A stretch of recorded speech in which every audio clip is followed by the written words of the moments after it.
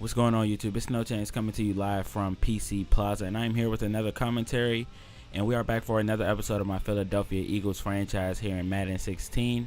We are entering Week 7, and your Philadelphia Eagles have a record of 4-2, and we are going up against the Carolina Panthers, who are 3-2 in our second straight primetime matchup.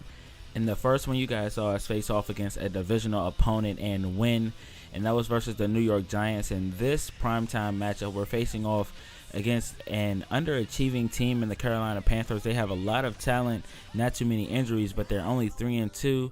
It's interesting to see how this team will play and how we'll match up with them, and we may be able to analyze exactly what's gone wrong. But one thing is, their starting halfback Jonathan Stewart is out, and he will remain out for the remainder of the season.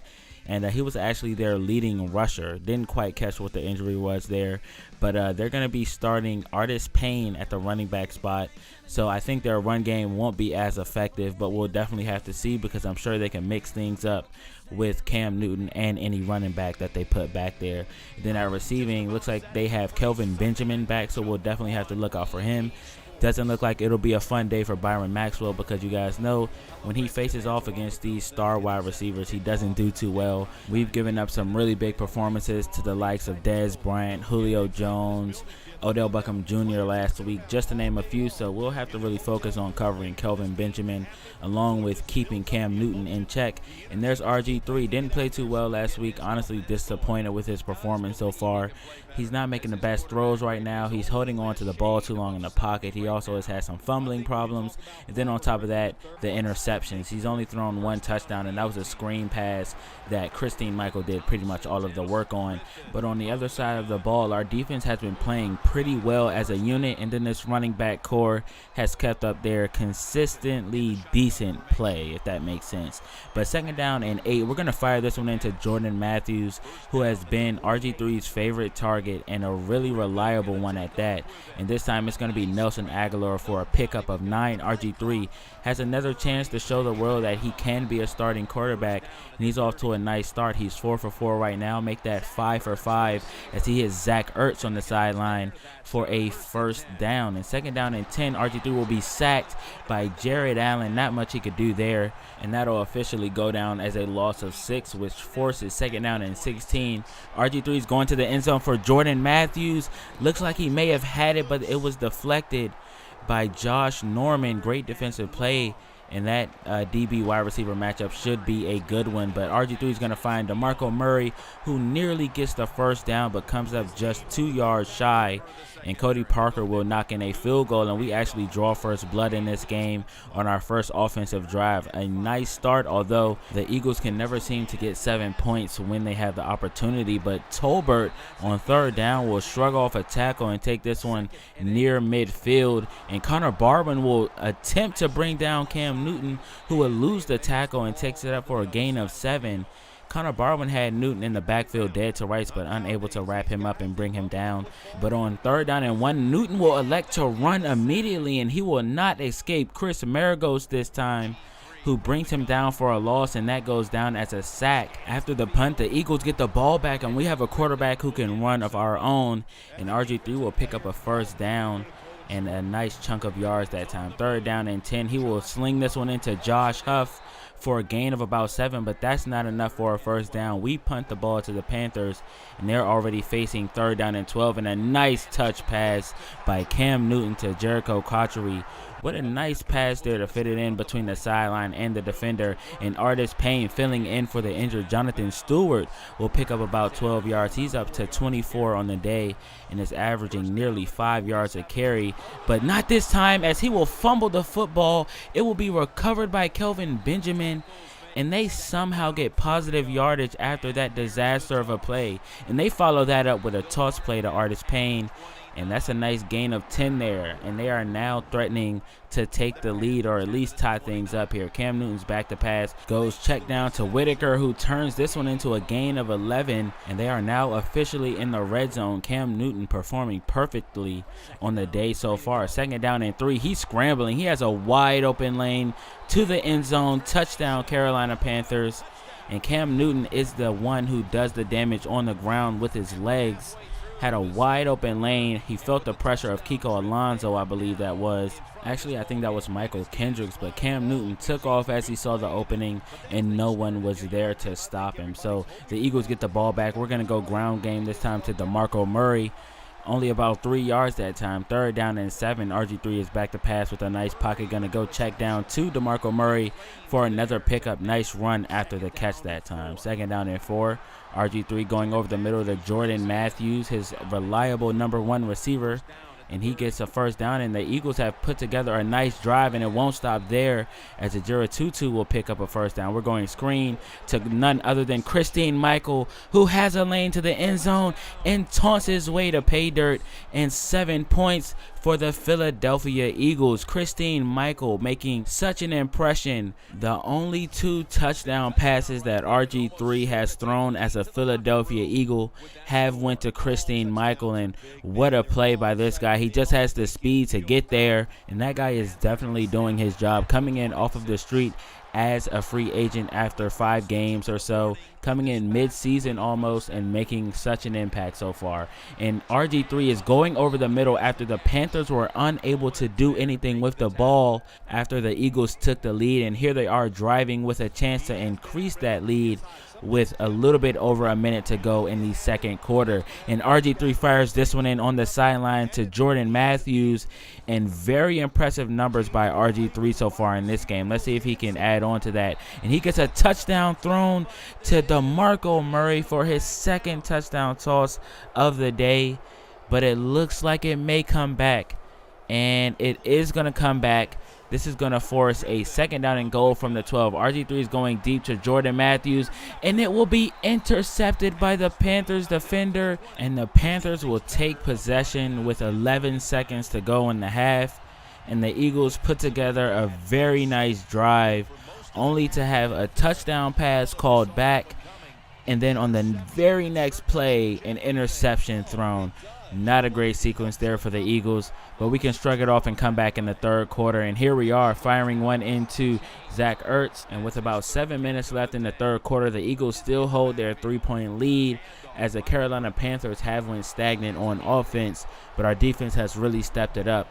We'll have to see if they can break the ice and put together some momentum here in front of the crowd and stop the Eagles from scoring here. Let's hope they cannot do that, but Jared Allen will definitely make it a little bit easier for his team to pick up momentum, as he will bring down RG3 for his 2nd sack of the day. We would have to punt the ball back to Cam Newton and company, and on 3rd down and 8, he has an impeccable pocket, but has the ball almost intercepted by Thurman, but they're going to call pass interference there.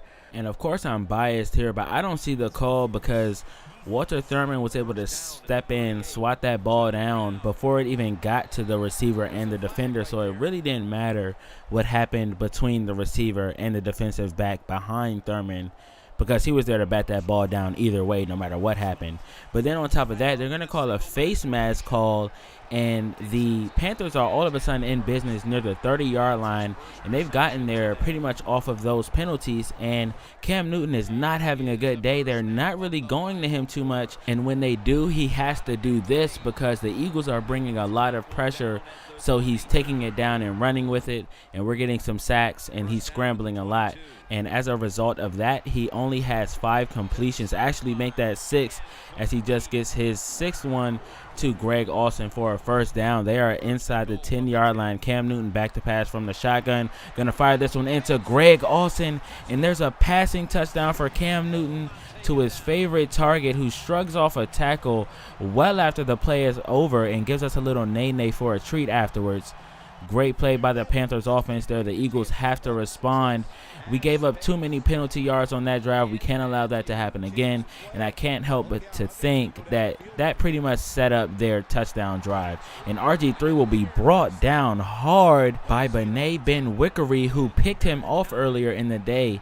He gets to him that time for a sack, and RG3 will fire this one into Nelson Aguilar for a nice gain, and we have a chance here to retake the lead. We have to capitalize. RG3 trying to do it with his legs. You would like to see a slide at the end of that run. Nonetheless, he does pick up about 8, and later on in that drive, RG3 back to pass, fires in a bullet to Jordan Matthews for a nice gain and a first down. 2nd down and 10. Back to pass once again is the former Heisman Trophy winner, and this time he fires one into Brent Selleck, and that puts him inside of the 15-yard line. 2nd down and 8. RG3 is going to dump this one off to Josh Huff for a gain of about 5. 3rd down and 2. RG3 is going over the middle to Jordan Matthews for the touchdown, and the Philadelphia Eagles retake the lead. And this is a back and forth affair, and there was a little bit of trash talk at the end of that play as the Eagles take a 3-point lead with just over 5 minutes to go in regulation. And the Panthers will respond with a 19-yard gain to Kelvin Benjamin, and that is his first reception of the day. That's actually surprising. I talked about that earlier in the episode, that we really need to put a clamp down on him, and Byron Maxwell has surprisingly done a very good job of that. But the Panthers are driving. They are now into Eagle territory, and they have a new set of downs. But later on in the drive, they are facing 3rd down and 7, and they're going screen to Torbert, but it will be knocked down by Fletcher Cox. And with only 2 minutes and 16 seconds remaining, that is an absolutely crucial stop, because if Fletcher doesn't get his hand up there, Torbert is going to receive that pass and take it for a first down and maybe a touchdown. But they settle for a field goal. It will hit the upright. Nonetheless, the field goal is good.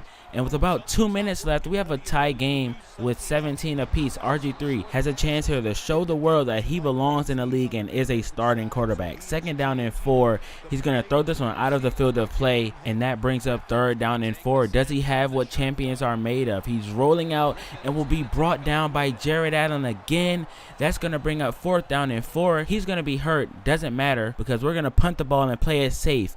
But this was a terrible punt, and they get the ball at the 32-yard line. All they need is a field goal.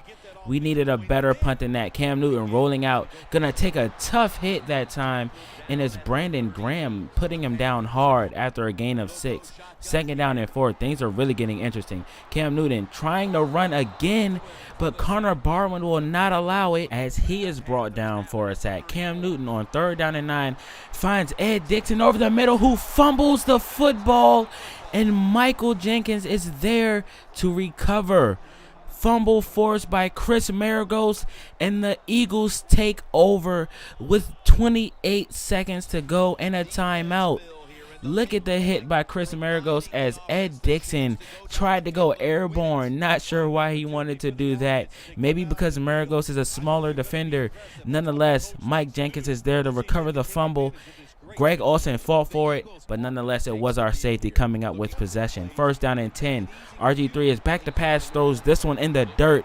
He can't mess this up. He has good field position. We just need a completion or 2. 2nd down and 15 after a delay of game call. He's going deep to Zach Ertz, and he will be interfered with as he was trying to go up to catch the football. And they're going to call pass interference, and that'll almost do it. What a terrible play by Kurt Coleman. And we will kick the field goal, and it will go in as time expires. And the Philadelphia Eagles get out of here in hostile territory with a victory. And you could just see the disgust on Coach Rivera's face. He knows and he recognizes that this game came down to a questionable call on a prayer pass that probably could not have been caught. Tough break for the Panthers. RG3 didn't really have much to do with the victory there. It was more so the ref and then the defender for the Panthers sealing the victory, although he did have 270 passing yards, which is higher than he's ever had since starting. Our run game was there as well, performing with over 100 yards, and RG3 had some yards as well. But our defense, man, our defense held the Panthers to only 17 points, and as prolific as this offense can be, that's definitely an accomplishment. Then they also forced that crucial takeaway there at the end. Once again, game ball goes to Chris Maragos as he had a sack and a forced fumble in that game. That forced fumble sealed it for us, and they played great as a unit all day, keeping the Panthers in check with only 17 points. Great game. Jordan Matthews, 63 receiving yards on 7 receptions. Great game by Zach Ertz. I'm just really proud of this team. We did get a victory. It was really close, but we fought hard and came away and made a play there at the end. Once again, big kudos to our defense. But we are going into a bye week next week, so you guys will see an Around the League episode where I'll go through some awards, some statistics, and then after that, guess who you guys will see back? You guys are going to see Sam Bradford back. But let me just take a moment to talk about Chris Maragos. He had 9 tackles and then, 12 total tackles, a sack, and that forced fumble. But look out for that bye week episode. I hope to see you guys there, and I'll see you guys then. Later.